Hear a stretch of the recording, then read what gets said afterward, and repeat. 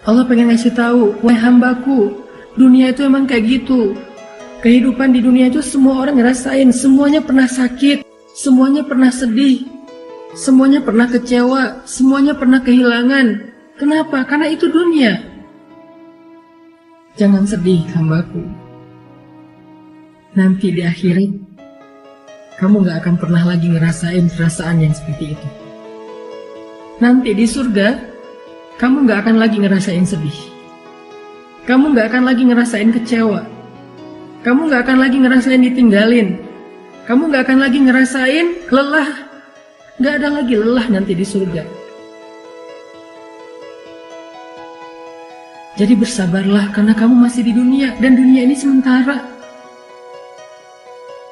Dan itulah fitrah, tabiat kehidupan di dunia. Semua orang merasakannya. Buat teman-teman yang ingin mendengarkan kajian langsung dari Ustadz Hanan Attaqi, teman-teman bisa mengikuti cara ini. Pertama, ketika mengklik atau memutar videonya, maka teman-teman langsung klik deskripsi dari video ini. Kemudian teman-teman bisa lihat di deskripsinya ada tulisan berwarna biru. Nah, itu diklik sesuai dengan penjelasannya. Atau teman-teman bisa scroll ke bawah seperti ini. Nah, di sini ada segmen atau bagian. Nah, kalau teman-teman ingin langsung mendengarkan kajian Ustadz Hanan Attaqi, nah di sini ada segmen bagian kajian Ustadz Hanan Attaqi. Tinggal klik, maka akan langsung secara otomatis Bismillahirrahmanirrahim. Assalamualaikum warahmatullahi wabarakatuh. Semoga bermanfaat.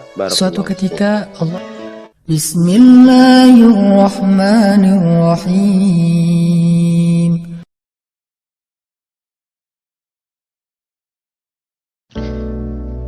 Bismillahirrahmanirrahim. Assalamualaikum warahmatullahi wabarakatuh. Sampurasun kasadayana kumaha. Bagaimana kabar teman-teman semuanya? Semoga dalam keadaan sehat walafiat dan selalu ada dalam lindungan Allah Subhanahu wa taala.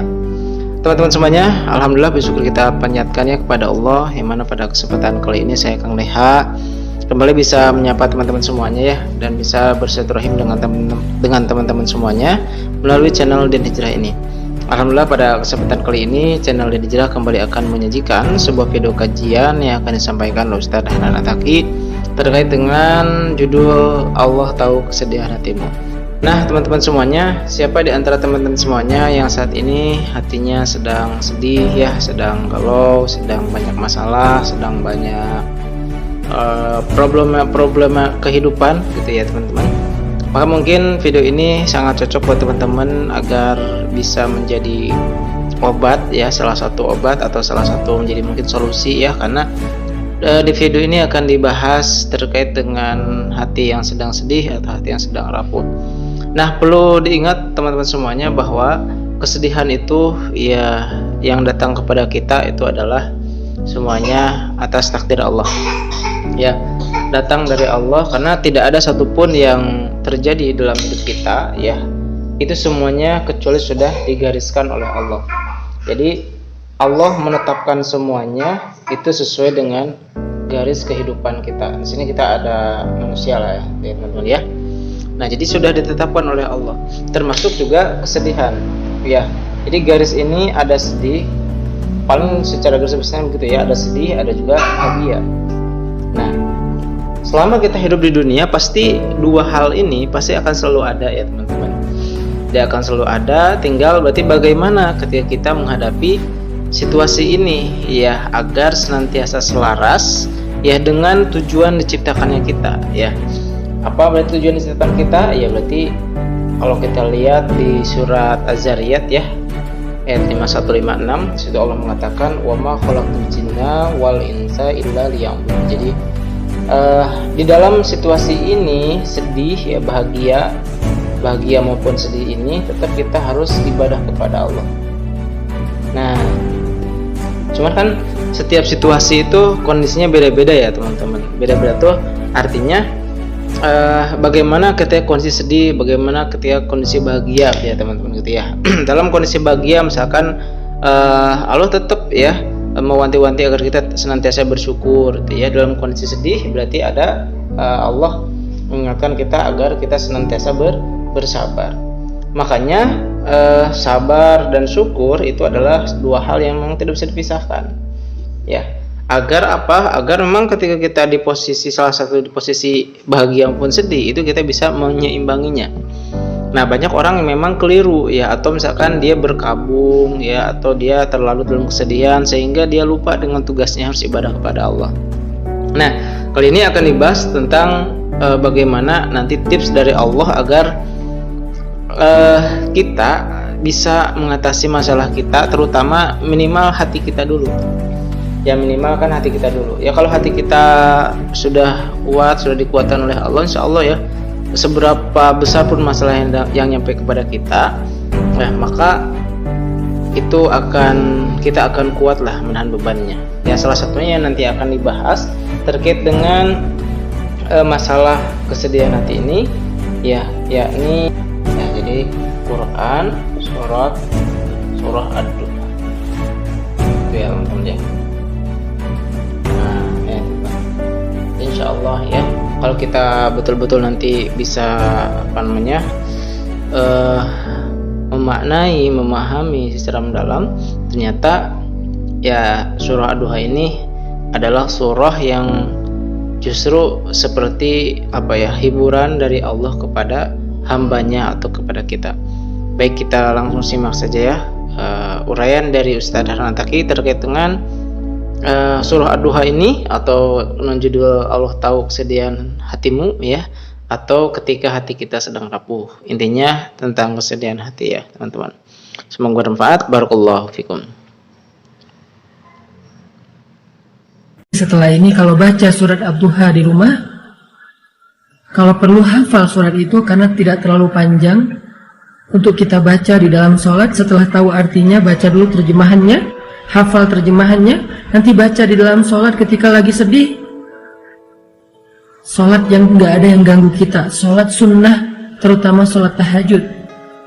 Gak apa-apa baca surat ini di waktu tahajud, karena Allah bersumpah dengan waktu malam apabila telah sunyi, bukan hanya waktu duha.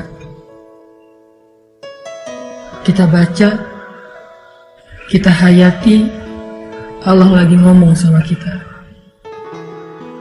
Allah lagi pengen menenangkan dan menghibur hati kita yang sedih.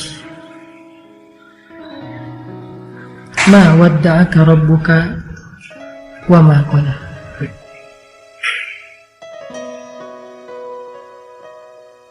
Kemudian Allah katakan juga, walal akhiratu khairul laka minal ula. Akhirat itu lebih baik bagimu daripada dunia. Apa maksud dari kalimat ini teman-teman? Allah pengen ngasih tahu, wahai hambaku, dunia itu emang kayak gitu. Kehidupan di dunia itu semua orang ngerasain, semuanya pernah sakit, semuanya pernah sedih, semuanya pernah kecewa, semuanya pernah kehilangan. Kenapa? Karena itu dunia. Jangan sedih hambaku. Nanti di akhirat kamu gak akan pernah lagi ngerasain perasaan yang seperti itu. Nanti di surga kamu gak akan lagi ngerasain sedih. Kamu gak akan lagi ngerasain kecewa. Kamu gak akan lagi ngerasain ditinggalin. Kamu gak akan lagi ngerasain lelah. Gak ada lagi lelah nanti di surga. Jadi bersabarlah karena kamu masih di dunia, dan dunia ini sementara. Dan itulah fitrah, tabiat kehidupan di dunia, semua orang merasakannya. Tapi nanti jika kamu bersabar, jika kamu istiqomah beramal soleh, maka nanti di akhirat kamu akan tersenyum. Fatardo, kamu akan puas. Kamu akan bersenang, bersuka cita. Kamu akan ceria, happy. Kamu gak akan lagi merasa lelah. Tapi nanti di akhirat, sabar. Allah menghibur kita seperti seorang suami bilang ke istrinya, "Mah, sabar ya. Nanti kalau mama udah ngelewatin ujian ini, kita jalan-jalan yuk. Nanti kita jalan-jalan yuk ke Indonesia Timur. Apakah ke Papua yang indah, atau ke Lombok yang indah, atau ke Ambon, ke Sulawesi. Kita jalan-jalan yuk ke pantai-pantai yang indah di Indonesia. Atau kalau dia punya rezeki lebih, yuk kita jalan-jalan yuk ke Turki, Atau kalau misalnya dia istrinya senangnya dengan kosmetik, skincare, kita jalan-jalan yuk ke Korea, nanti mama di sana nggak akan sedih lagi. Papa yang sedih ya, habis biayanya. Seolah-olah seperti itulah Allah bicara kepada hambanya. Seperti seorang suami yang sedang menghibur istrinya dengan sebuah janji bahwa kalau istrinya sabar, bahwa kalau istrinya tabah, nanti akan diajak jalan-jalan, nanti akan diajak bersenang-senang sebagai hadiah dari suami kepada istri. Atau seperti seorang ayah kepada anaknya, ketika anaknya lagi ujian, lagi capek belajar sampai malam, kemudian mendapatkan hasil yang hari pertama ujian itu mungkin dia ngerasa kayak berat banget, banyak pertanyaan yang susah dijawab, banyak soal yang dia nggak bisa ngasih jawaban. Ayahnya menghibur, ibunya menghibur, nak, sabar ya, belajar terus ya, yang semangat ya, nanti kalau udah beres ujian, kita jalan-jalan. Kamu mau ke permainan mana? Kamu mau jalan kemana? Nanti ayah akan siapin semuanya. Pokoknya kamu nggak akan kecewa. Pokoknya kamu akan suka. Pokoknya kamu akan bahagia. Kamu akan happy, akan seru-seruan. Kita camping bareng, kita apa dan segala macam. Allah lagi menghibur kita dengan kalimat walal akhiratu khairul laka minal ula. Hambaku, dunia emang kayak gini, sabar ya. Nanti di akhirat kamu akan puas. Kamu gak akan ngerasain lagi yang kayak gini-gini. Kamu gak akan ngerasain lagi yang namanya kecewa, sedih, kehilangan, lelah, gak ada.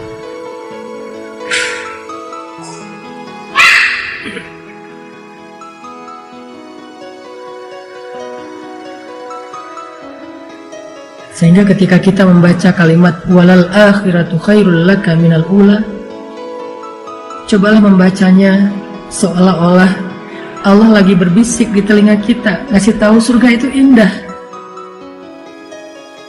surga itu memuaskan, surga itu apa aja ada. Nanti di sana kamu nggak akan sedih lagi. Nanti di sana kamu nggak akan lelah lagi, semuanya dilayani. Kamu hanya bilang apa, mau apa. Ya Allah, saya mau makan ini. Seketika itu juga Allah akan berikan kepada kita dengan pelayan-pelayan yang sangat banyak. Rasakan seolah-olah Allah lagi berbisik di telinga kita bahwa kalau kita bisa melalui ujian ini dengan sabar, dengan istiqomah, nanti Allah akan ngajak kita jalan-jalan di surga. Dan coba dengarkan itu dengan hati. Karena hanya hati yang mendengarkan dengan iman, dengan yakin, akan terhibur dengan kalimat akhirat lebih baik daripada dunia dan engkau akan ridho. Sedikit dipotong ya teman-teman, alhamdulillah ya bahwa ternyata surah Ad-Duha ini merupakan surah yang memang betul-betul bisa menjadi penyemangat ya buat kita ketika kita sedang berada di posisi hati yang sedang tidak bahagia atau sedang sedih ya teman-teman. Di surat Ad-Duha ini adalah salah satu surah yang seperti Allah tuh sedang menghibur hambanya secara langsung. Makanya ketika membaca surah ini ya kita seolah-olah bisa memposisikan atau merasakan seolah-olah bahwa Allah tuh sedang membisikkan, ya, sedang berbisik kepada kita ketika sedang membaca ini. Ya seolah-olah Allah mengatakan di sini jangan sedih lagi, gitu ya. Jangan terlalu berlarut-larut dalam kesedihan, ya. Dunia memang tempatnya bersedih, ya. Dunia tidak akan selamanya bersedih. Semuanya ada di dunia itu sementara. Kalau kita tidak ingin bersedih lagi, maka nanti itu waktunya di akhirat, gitu ya. Itu waktunya di surga, gitu ya, teman-teman. Jadi maka Allah SWT mengatakan bersabar sekarang, gitu ya. Walal akhiratu khairul laka minal ula, bahwa dunia ini hanya sementara. Itu ya teman-teman. Kita lanjutin lagi ya teman-teman. Setelah Allah katakan kalimat-kalimat ini, walal akhiratu khairul laka minal ula wala sawfa yu'tika rabbuka fatardha, maka kalimat berikutnya Allah pengen kita melihat flashback kepada masa lalu. Allah pengen kita merenungkan masa lalu kita. Siapa yang selama ini membantu kita? Siapa yang selama ini menolong kita ketika kita punya masalah? Siapa yang menghidupkan kita, menciptakan kita, memelihara kita, memberi kita rezeki selama ini? Bukankah Dia Allah yang ngasih kita kehidupan? Bukankah Dia Allah yang ngasih kita keluarga? Bukankah Dia Allah yang ngasih kita makanan, yang ngasih kita rezeki, yang ngasih kita pemeliharaan? Alam yajidka yatiman fa'aw wa wajadaka dhallan fahada wa wajadaka 'ailan fa'aghna.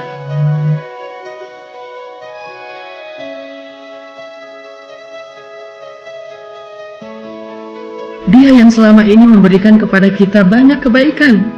Saat kita sendiri, Dia memberi kita keluarga. Saat kita dalam keadaan bingung, Dia memberi kita ide, gagasan, petunjuk, ilmu.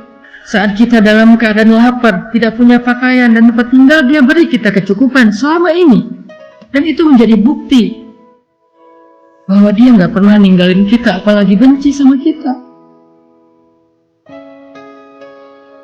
Seolah-olah seorang kekasih mengatakan kepada pasangannya, "Kenapa engkau ragu dengan cintaku? Bukankah selama ini aku setia? Bukankah selama ini aku selalu mencukupkan kebutuhanmu? Aku berkorban untuk kamu. Kenapa kamu masih ragu? Aku sayang sama kamu." Seolah-olah Allah ngomong gitu sama kita, teman-teman. Seolah-olah dengan kata-kata alam yajidka yatiman fa'awa wa wajadaka dhallan fahada wa wajadaka 'ailan fa'aghna. Allah tuh pengen ngomong, aku tuh sayang sama kamu. Aku tuh cinta sama kamu. Kamu gak ngelihat buktinya selama ini siapa yang bantu kamu, siapa yang ngasih kamu nikmat, yang memelihara kamu, yang memperhatikan kamu, yang nolongin kamu, yang kasihan sama kamu. Kenapa kamu masih ragu? Aku sayang sama kamu, kata Allah.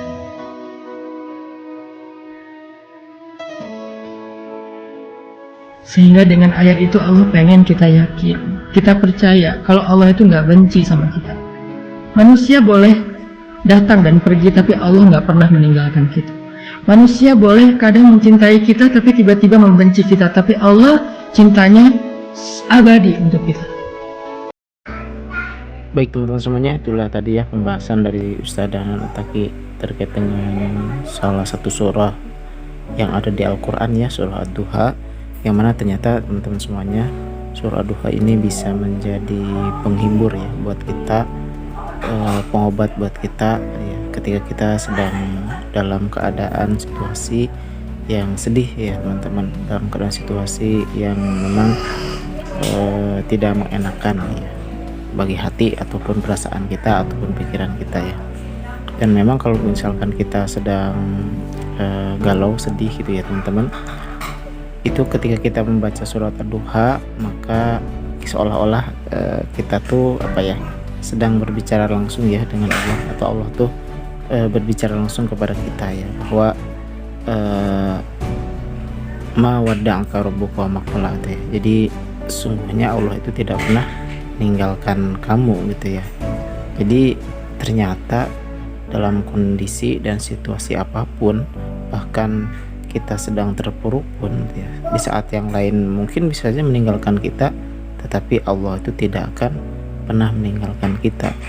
Walaupun mungkin perasaan kita ya itu seolah-olah jauh dari Allah, padahal ya Allah mah tidak pernah jauh dari kita ya.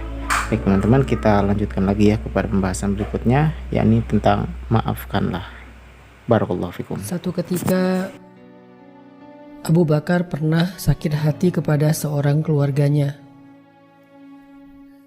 orang yang selama ini sering dibantu oleh Abu Bakar As-Siddiq, tetapi ternyata dia termasuk salah satu orang yang ikut menyebarkan fitnah atau berita bohong, tuduhan selingkuh kepada Sayyidah Aisyah radhiyallahu anha. Sehingga setelah Abu Bakar tahu bahwa ternyata orang ini menyebarkan fitnah terhadap anaknya, Abu Bakar merasa sangat kecewa dan sakit hati kepada dia. Lalu Abu Bakar bersumpah bahwa beliau tidak akan lagi membantu orang itu selama-lamanya. Gak lama setelah itu Allah turunkan ayat di dalam surat An-Nur ayat 22 di mana Allah Subhanahu wa taala berfirman, A'udzu billahi minasy syaithanir rajim. Bismillahirrahmanirrahim. ولا يأتل أولو الفضل منكم والسعة أن يؤتوا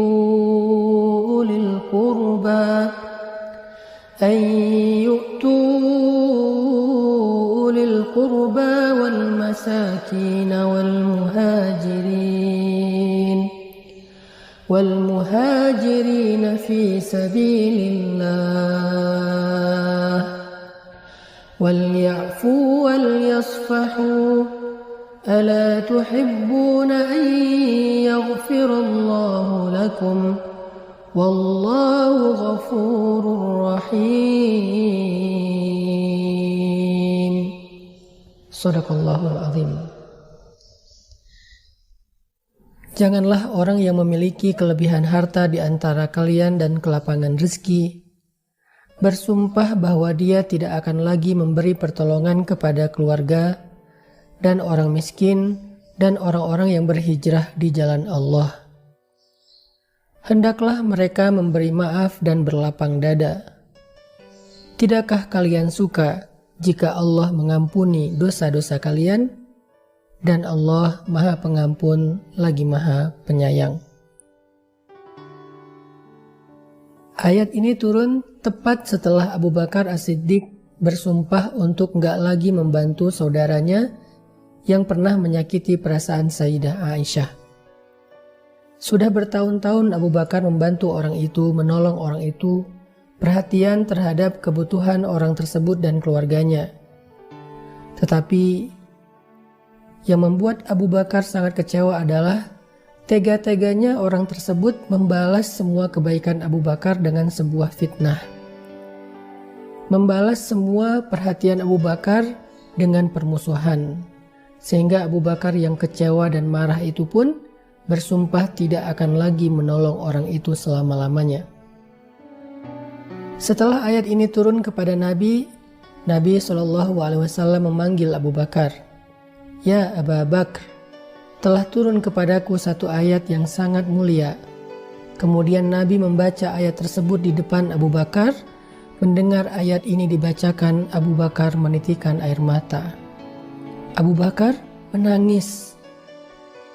Kemudian ketika Nabi sampai di akhir ayat, di mana ada kalimat pertanyaan dari Allah, Ala tuhibbuna ayyaghfirallahu lakum wallahu ghafurur rahim.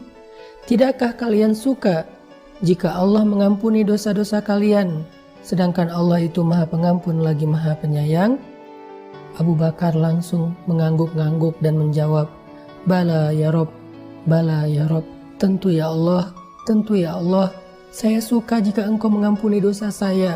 Kami suka jika engkau memaafkan kesalahan kami, tentu ya Allah, tentu, gak mungkin enggak. Kemudian Abu Bakar berpamitan kepada Nabi, langsung ia pulang ke rumahnya, mengumpulkan gandum, roti, dan segala kebaikan yang ada di rumahnya, lalu dia bawa ke rumah orang yang pernah dia sumpahi tadi. Di sana, dia yang meminta maaf kepada mereka, kemudian dia katakan, apapun yang kalian butuhkan, sampaikan kepadaku, aku akan penuhi kebutuhan kalian.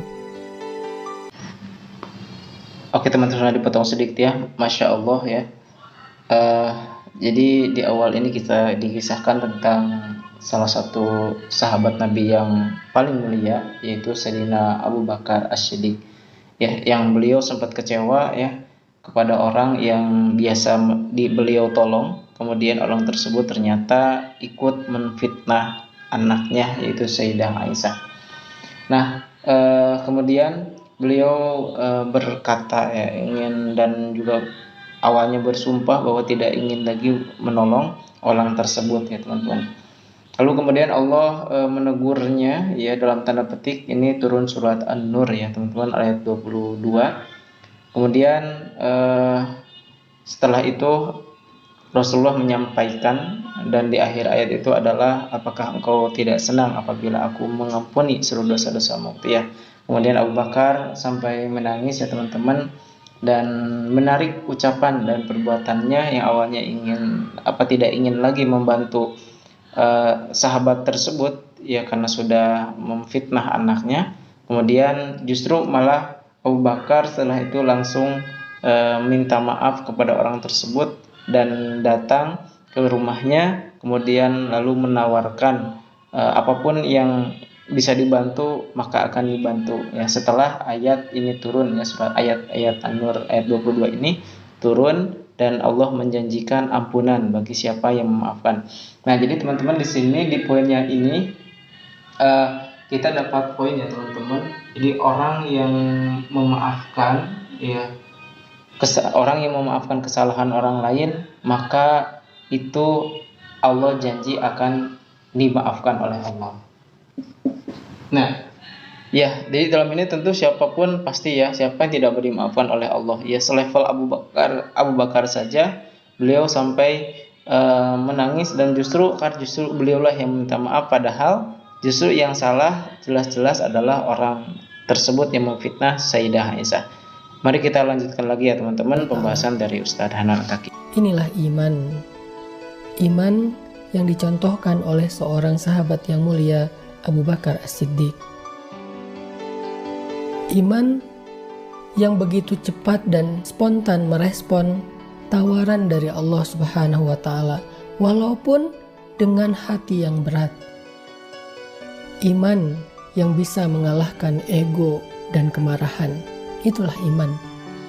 Sekarang kalau kita mau bertanya kepada diri kita masing-masing, apakah saya adalah orang yang beriman? Maka lihat seberapa mudah kita memaafkan kesalahan orang kepada kita. Disitulah kita bisa mengukur keimanan kita. Karena keimanan tidak diukur dengan kata-kata, tetapi keimanan diukur dengan ketaatan, zahir dan batin. Keimanan diukur dengan perasaan di dalam hati, sesuai dengan apa yang Allah kehendaki. Ketika Allah meminta kepada Abu Bakar, maafkanlah, berlapang dadalah, apa maksudnya? Maafkan artinya lupakan kesalahan mereka. Berlapang dada artinya berikan kebaikan untuk mereka. Udah ngasih maaf, disuruh berbuat baik lagi kepada orang tersebut. Ini namanya wal ya'fu wal yasfahu. Hendaklah kamu memaafkan mereka, lupain semua kesalahan mereka, wal yasfahu. Udah gitu, berikan kebaikan-kebaikan kepada mereka seperti yang selama ini kamu lakukan. Ini sebuah perintah yang sangat berat untuk orang yang sedang kecewa dan marah seperti Abu Bakar. Tetapi ketika Allah mengatakan, "Ala tuhibbuna ayyaghfirallahu lakum?" Tidakkah kamu suka jika Allah mengampuni dosamu? Abu Bakar langsung menitikkan air mata, sedih, nangis, merasa menyesal, pernah bersumpah untuk tidak lagi membantu mereka, sampai Allah menegur beliau dengan Al-Quran, dan Allah juga menawarkan satu kebaikan berupa ampunan dosa. Maka seketika Abu Bakar mengatakan, "Bala ya Rabb, tentu ya Allah, tentu ampunanmu lebih berharga daripada dunia dan seisinya." Sehingga Abu Bakar langsung pamit kepada Nabi, pulang ke rumahnya, mengambil semua kebaikan yang ada di rumahnya, dan dia serahkan sebagai hadiah kepada orang tadi. Inilah iman, teman-teman. Inilah inti dari keimanan. Sehingga kalau kita merasa berat untuk memaafkan, merasa berat untuk melupakan kesalahan orang, merasa berat untuk berbuat baik setelah kita disakiti, pasti ada masalah keimanan di dalam hati kita. Perbaiki iman itu. Perbaiki keyakinan kita kepada janji Allah. Coba nilai dengan hati kita jika kita beriman, mana lebih untung? Orang yang menyimpan dendam di hatinya, lalu tidak mau lagi berbuat baik kepada orang yang pernah menyakitinya, atau orang yang memaafkan, melupakan kesalahan orang lain, sehingga Allah memberikan kebaikan di sisinya yang lebih besar untuk orang ini. Mana yang lebih untung? Jawab dengan iman kita. Kalau hati kita mengatakan yang kedua lebih beruntung karena mendapatkan balasan yang terbaik langsung dari Allah yang Maha Penyayang, maka ikutilah kata hati kita. Alhamdulillah, itulah tadi penjelasan dari Ustadzah Hanan Attaqi terkait dengan judul menjadi pribadi yang pemaaf. Nah teman-teman semuanya, jika kita simpulkan bahwa memaafkan merupakan salah satu jalan atau pintu yang akan melahirkan atau membuat Allah memaafkan atas kesalahan-kesalahan kita. Memaafkan juga merupakan intisari dari iman seseorang atau menjadi tolak ukur bagi seseorang, karena dengan memaafkan berarti dia di hatinya masih ada iman. Nah teman-teman semuanya, mudah-mudahan kita menjadi pribadi yang pemaaf sebagaimana tadi dicontohkan oleh Abu Bakar As-Siddiq, dan kita mudah-mudahan bisa mengamalkan apa yang telah disampaikan dan kita diberikan keistiqomahan oleh Allah Subhanahu wa taala untuk menjalankan semua perintah dan menjauhi larangannya. Baik, itu saja yang bisa disampaikan. Saya ucapkan terima kasih. Barakallahu fikum. Assalamualaikum.